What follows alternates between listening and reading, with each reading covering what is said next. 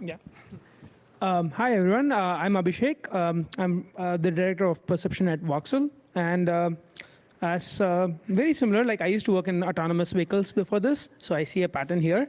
Um, I worked for almost a decade in autonomous vehicles prior to Voxel. And here at Voxel, I've been leading the perception team, where we have been leveraging computer vision to improve the warehouse safety and keep people safe. And Brandon. Yeah, sounds good. My name is Brandon Loyd. I lead product here at Voxel. My background is largely in risk and safety, and immediately prior to this was working on predictive risk modeling for a telematics-based insurance company. Sounds good. So before we actually get to the product and more of the technology, we're going to talk a little bit more about the problem that we're solving here and why we're focused on safety so much. And in fact, this is it right here. Every 7 seconds, a U.S. worker is injured on the job. And the vast majority of these, they happen in industrial environments. You think about manufacturing, warehousing, distribution centers. And if anyone has ever been in these kind of facilities in this room, this might not surprise you. We spend a lot of time with our customers and walking the floor. And in many cases, it feels like it's imminent. They're high-paced environments, but they can be also very dangerous. So this is why we're so focused on safety. But before we get into the next steps here, I want to talk about more about the workflow that exists today when it comes to these safety professionals that are on the floor. And largely, you can see here, they're very manual. So they are walking the floor physically, looking for things like hazards on the floor, spills, obstructions, blocked exits. There's a gazillion things that OSHA requires them to have compliance on. And they are walking around making note of this on a piece of paper or maybe an app that they might have. And they are doing stuff about it. So if you jump ahead here, they might see someone that might have a lifting opportunity, ergonomics, lifting something with their legs improperly, and they want to do something about it. So they are acting today, and they're implementing engineering controls, which might be putting up a stop sign when it comes to traffic violation, or implementing a new training program that might refresh all the folks around, say, proper ergonomics. And then lastly, they are measuring this. They're documenting this in spreadsheets, or paper, or in legacy products like EHS tools or environmental health and safety products that they're kind of storing the information. But I'll jump ahead here. The problem is you simply just can't be everywhere at once. So these safety managers are walking the floor, but they can't focus their time properly in areas that might have the largest hotspots or might have the largest opportunity for safety and risk reduction in these environments. But that's essentially where Voxel comes in. So if you move forward, so Voxel is essentially a site visibility platform that connects to existing security cameras and detects leading indicators of risk with computer vision. Obviously going to go in a little bit more of that in a second. But before I get into too many details, I just want to call out a couple of things here. So these are some of the capabilities that we can enable within a day, a couple hours, and they're really off the shelf. Some of the popular ones are going to be ergonomics. This is one of the leading injuries recordables in these facilities. You can imagine there's a lot of manual material handling in these environments. So we're analyzing the body and identifying which are, say, subpar lifting techniques. Another popular category is vehicle safety. That's an area in which we're looking for traffic compliance, violations or getting too close to another vehicle or another person in any moment in time. And lastly, area controls. This is where OSHA comes into play, but also looking at other areas like working at heights, working under suspended load. And there's really urgent and important scenarios in which they just simply can't be around to catch, and that's where Voxel comes in. So I'll round this out. Let's revisit this new workflow. So this is the workflow with Voxel. So instead of that manual inspection that they have to do today, we're able to automate this and kind of augment that whole workflow. So instead of them having to document that on a piece of paper or capturing it with their eyes and talking to someone right then and there, we can automate that process, and we're capturing those observations for them. And then next, this part doesn't change much, which is good because it is effective. And this is where they can assign this to another supervisor or assign this to someone on their team that might be better suited for carrying out that action or putting up that stop sign like we talked about before. And then last, they're able to measure this all within Voxel itself. So streamlining that workflow, being able to take this all the way from the identification, the action, and then measuring the impact, but most importantly on the leading indicators of what's happening. This is the most important aspect of Voxel is that we're catching things before they happen, and these environments are just not possible to catch those in the past. So we pull this all together with Voxel as an end-to-end experience, and I'll pass it on to Abhi to talk about how we do this at scale. Thanks, Brandon, for laying out how our platform delivers value to customers. So this is the list of logos that we have, and like this is not the full list, but as you can see, we are already bringing a lot of value by a roster of Fortune 500 companies, and some of these names are like probably familiar to you. And for someone who doesn't know Albertson, if you have been to Safeway, Albertsons is their parent company. So you can see that there is a lot of confidence in Voxel by these big companies, and we're already delivering tangible results today. So, and behind these logos are thousands of Voxel cameras that are running 24/7 in United States and internationally, turning the raw videos into actionable insights. Our customers have shared their stories in several safety conferences, and in fact, they have been able to reduce their recordable incidents in a lot of cases close to zero. So this real-world impact shows how Voxel technology doesn't just monitor events, but it is actively transforming safety culture and improving operational performance. So I also want to like talk a little bit about the tech that is powering this and like the scale at which we are operating. So to give picture this. Every day, our Voxel platform ingests roughly around like 500 million videos. That's 500 million videos every day. And then on that stream, we execute around 2.8 billion inferences. So we are not a research platform. We have been like operating at large scales for quite some time now. And we run models ranging from object detection to semantic segmentation to post-recognition. And for context, by the time most people have had their morning cup of coffee, we have already combed through years of data and isolated potential safety hazards and put it in front of safety supervisors so that they can go and keep their workers safe on their work floors. And again, for context, last month alone, we surfaced 1 million safety events, each one pinpointing hazards that would have probably been missed if it was just done manually again.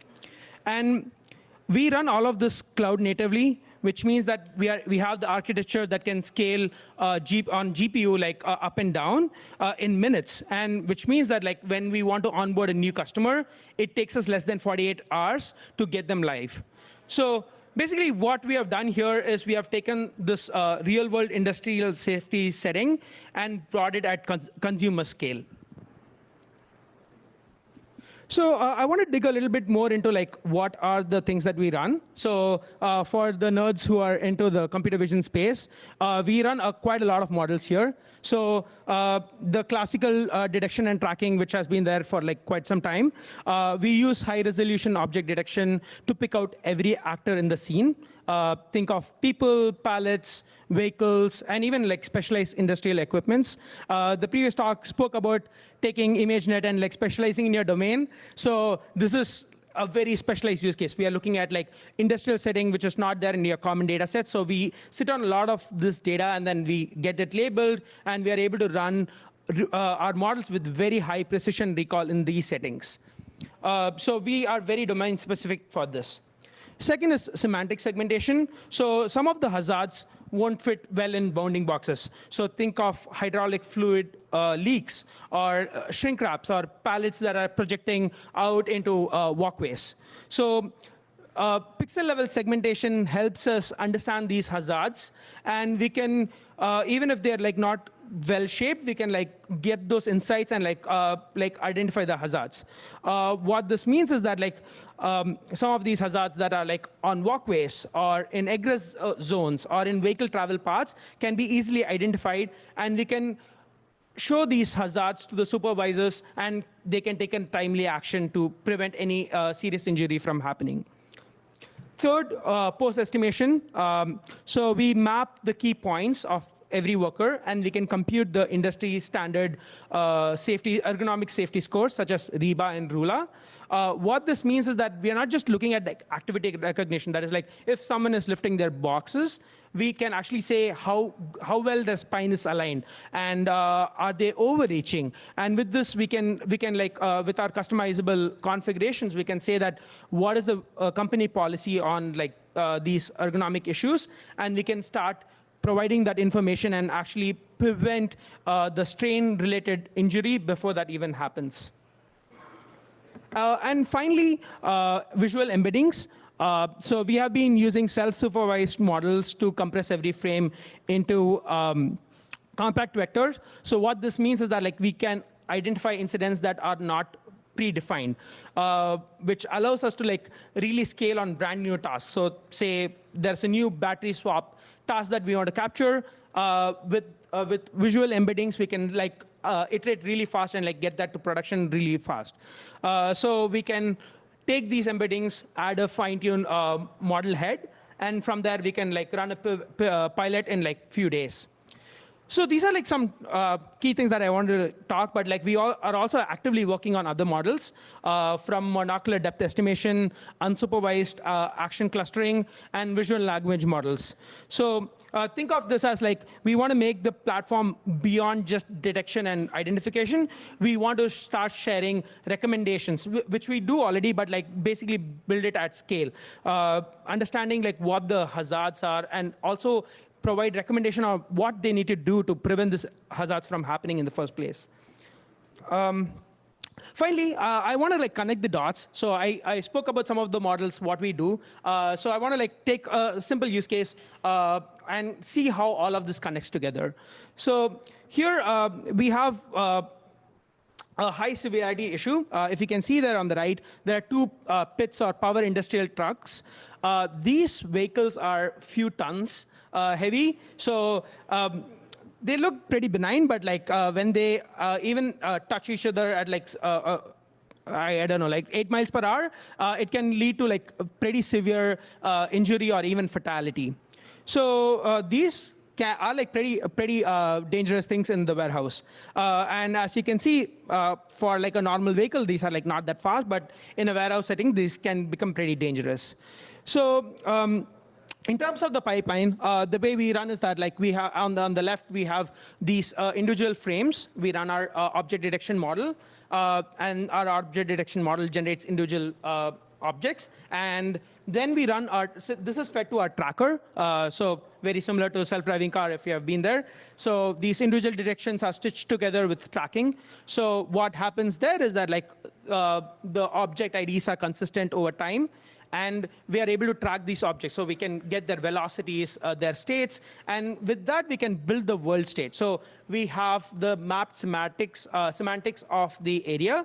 Again, like every site has its own custom information, so we map that along with the tracking. We can build a very rich world model. So now we have individual vehicles, their velocities, people, all of that information, and now this gets fed into our rules engine.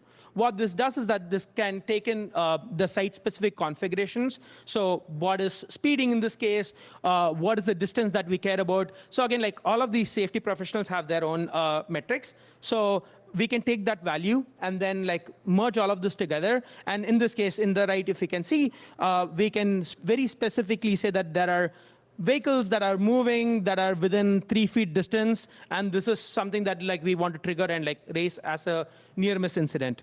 And again, the reason why tracking is important is because speed matters. If we had two stationary pits that were like this and just sitting there, that's not a problem. But when they are in motion, that's when they become a hazard. So, all right, and so this is how a single incident is generated. What we do on our side is that like we aggregate all of these incidents. So we push every time an incident is generated across like different things that like Brandon mentioned before, we aggregate them and then push it in front of the customer so they get a notification. And what really powers on the platform is that the ability to slice and dice. So you get information based on who's the site supervisor, what shift this was running, what are the type of incidents, and what location. So you get all of this rich heat maps, and you get all of this information. So you can take corrective actions on, like, is it like a single person? Is it a specific area where there's like where you can do a root cause analysis. So we provide all of this information for the shift supervisors and site managers to go and improve their sites so that like they can completely reduce the incidents. And some of the cases that we have seen is that we have examples, including widening lanes or adding stop signs, installing new stop signs, or even like converting some of these lane into one-way traffic so that so that you can avoid these situations, exact the situation that you can see. So I know I packed a lot, but I also want Brandon to speak a little bit more about what we have planned in the future. Yes. Yeah, so we actually just want to give a quick preview of some of the road ahead. And I think I might have mentioned this, but we spend a lot of time with our customers. I'm probably on calls 10 hours a week. It's one of my favorite things, actually, getting the good and the bad and the feedback from our customers. But what's really obvious is there's no shortage of problems in these spaces. And at the end of the day, our core customer is an operator, whether that operator is an industrial environment, retail facility, or somewhere else that has like a physical location. And so here's a quick preview of some of the other problems that we feel like we have a well-positioned foundation to go after. So whether that's product risk, making sure that those items and boxes are getting from that door all the way through the 3PL facility out in a really clean fashion. Also getting a clearer perspective of the efficiency and bottlenecks when it comes to throughput. That goes into yard management as well, looking at dwell times, understanding like the efficiency within, again, these distribution centers. And then last, expanding into other facilities. We're largely focused on the four-wall, the warehouse, manufacturing type environments, but expanding that into other facilities like retail, which can be a risky area as well for anyone who's ever been into, say, an Albertsons. There might be spills in these areas. There's a huge general liability issue for these companies, and obviously want to make sure those are safe environments for the patrons themselves. So wanted to get a quick preview of our road ahead. All right, so that's it from our side, and we are happy to answer any questions. And of course, we are hiring, so please scan the QR code if you're interested. This was required. We had to do this too. Yeah, we had to do this, yeah. Obligatory.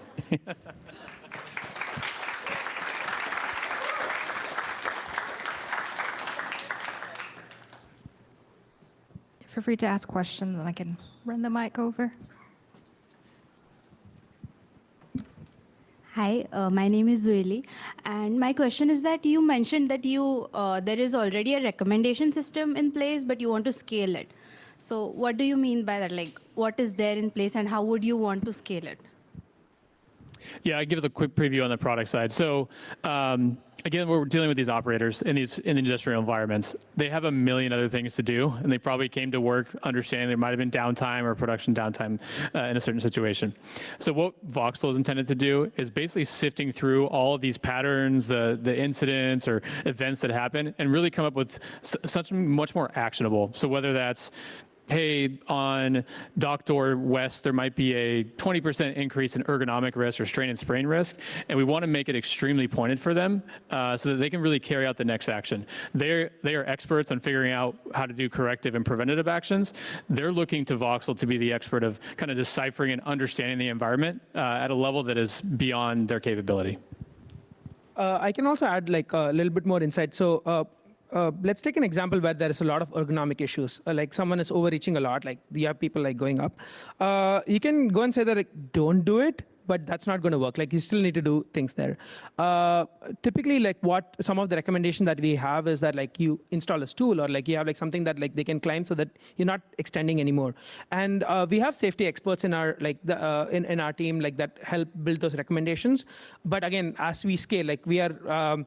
As I said, like as we are scaling even further, like from what we are doing, and like at that level, like we want to be able to like generate all of this like at like much more nuance, and like we don't want to be limited by people, and like we want the ability to like scale them like more naturally. Okay, I have one more question. Sure. So, you said that it's more of detecting if there's a hazard and then giving actions for that. But is there like also preventative recommendations on it? And how strong do you think is your preventative recommendation than like not the recommendation that will help after? Do you get my question? Yeah, I think I know what you're talking about. So very clearly, are we more preventative or are we reactive? So we are always preventative. Like again, it's good to know about incidents once they happen, but like our main mission is to prevent them from happening in the first place. So if you look at even like the things that we detect, a lot of things are like around near misses, or like, yes, we do record recordables or like incidents, but we focus a lot. Like when you look at like 1 million, they are not accidents, these are near misses. The idea is that typically when there's an accident, you would have had a lot of telltale signs that this is going to happen, and these are measured through near misses. So a lot of the things that we focus on is like capturing the near misses so that we can give those insights before they happen. So a lot of the things, like even like ergonomics, for example, you can overreach once or twice. You can probably do 10 to 100 times, but like after that, it becomes an issue. So we want to capture that so that like by the time it's like 1 or 2 or like even 10, we can give that, hey, there's something wrong that like you need to go fix that. So we do that already. Like we focus a lot on the preventative side rather than the reactive side. Thank you. How do you deal with like variety in terms of the safety violations that you detect? Because I'd imagine it's not all just, oh, my back is bending this one wrong way. There must be like so many different types of things that you have to detect. That's a great question. So we do, so there is variety in terms of incidents. So like, again, like there are completely different, like for example, vehicular incident versus ergonomics versus blowing through stop signs and stuff. So there are like variety of incidents. So we have like incident types so that can capture that. But even within an incident type, you could like, for example, safety vest is a really good example. We have certain sites where pink color shirts are valid safety vests. The idea is that like you want visibility, and that's like pretty striking out there, so people can notice that. Whereas there are sites where like, oh, that's a T-shirt, like, it can't be a safety vest. So a lot of, so we sit on a lot of data. Like we have 24/7 across these cameras, and even every site has like hundreds of cameras. So we actually are able to like learn through that. So typically we start with a base model, which typically performs okay, and then like we actively learn that. So we like the core thing is that like we have something that works, and then like once we have like more label data, then we get like really good at that. And then once we so initially like for a typical site, like while we onboard, like there is a little bit of bootstrap period, so we can start generating things, but then around like 30 days mark is when we are like fully set, and then like we can really like run it at scale. I think we need to steal Zach's little circle with the reinforcement loop there. That would have been clear. If you were suggesting us to like point to that, like we can use a slide.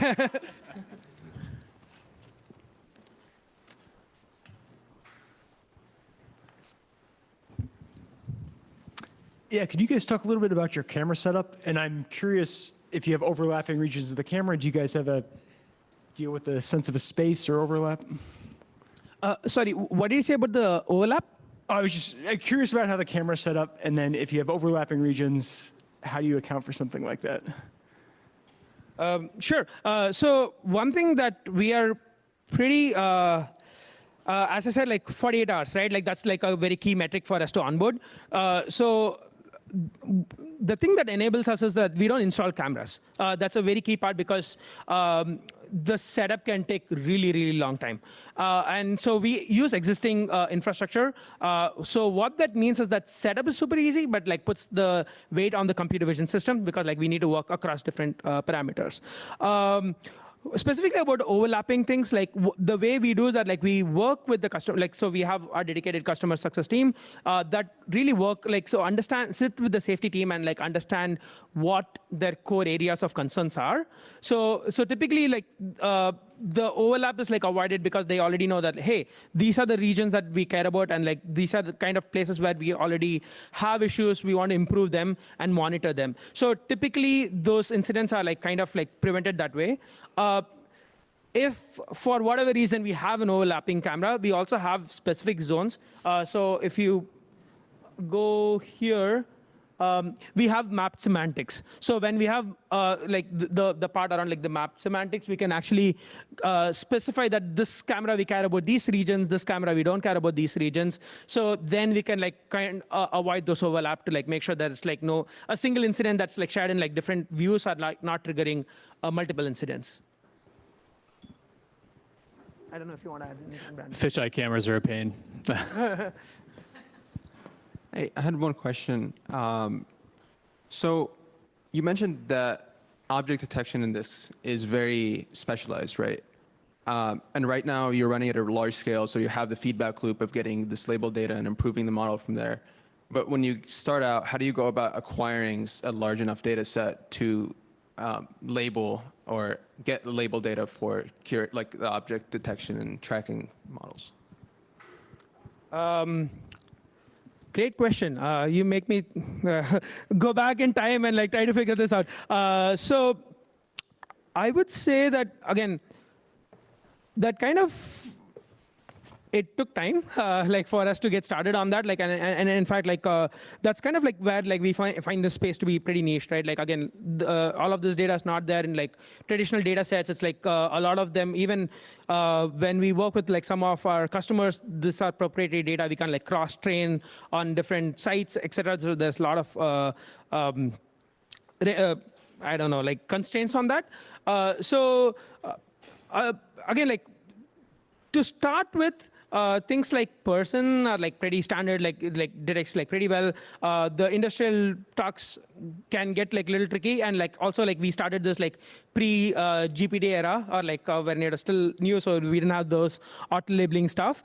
I would say like if you look at it now, you can actually like bootstrap pretty quickly. Like there's like there are a lot of state-of-the-art methods that can still detect pretty well. But for us, we actually sit on like millions of data, like millions of like label data, and also thanks to Encode, we have been using them heavily to like get the label data, and like once we start, then it's like bootstrapped, and then we can like it gets like super easy for us to like detect now.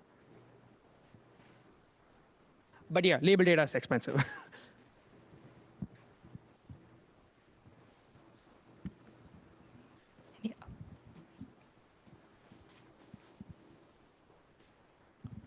Thanks. So kind of related to your earlier question about the camera systems, you're using existing cameras in the space, but you said you detect things like somebody moving too fast or too slow, but you don't have a scale. So do you do calibration on the cameras, or do you have to customize per location based on what distances you know are in the scene, or how do you handle that? I couldn't hear the last part. Like pixel speed. How do you calibrate the cameras for? Like you don't have a scale because you're not installing cameras, they're not calibrated. So are you figuring out kind of per site what the distances are, or doing some calibration, or? That's a great question. So yes, because we don't set up our own cameras, like there is the whole, it makes it super tricky because you have fisheye cameras, you have like different distortion models, and you have different point of view. Like it's pretty Wild West there. So we typically so we started with a lot of the calibration, but again, like that was like pretty hard to scale with. So we try to like avoid the calibration part. Typically, what we do is that we have like specific, like we have like figured out some of the parameters to like understand speeding and like infer from that. If you think about it, there are like a lot of queues in the warehouses, and also like we work with these teams. So we can get like a lot of information. Like for example, we can get queues like how big is that door? We can actually ask them, like because like we work with them, it's like pretty like they are also like very invested in the safety. So we can get those information and we can build those queues, and like with that we can again, like that's where like this mapped semantics makes a lot of sense, because we can get that information, map that, and then we can build site-specific things. But yeah, that's a great question. Ideally, if we, there are some, one of the things that we are looking into is like monocular depth estimation. That is like pretty powerful. Like it works like pretty agnostic, even on like different cameras and stuff. So that will be pretty powerful. Great. Any more questions? Last call. Awesome. Thanks, Abby. Thanks, Brandon. Thank you. Thank you.